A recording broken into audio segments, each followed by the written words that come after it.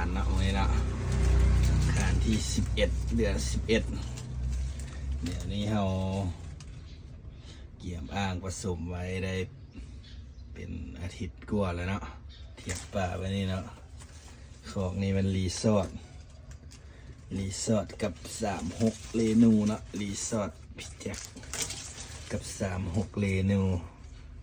เดี๋ยวเสียมาทอกลงอ่ะอันนี้คือเราเกี่ยมเทียบไว้เป็นอาทิตย์2 อาทิตย์แล้วเนาะเทียบอยู่อ่างวันที่11เดือน11ลงไปพอ36เนาะแม่ลีแม่น้ำแข็งมันรีสอร์ทน้ำแข็งมาตัวนี้เนาะ36บวกน้ำแข็งไป11เดือน11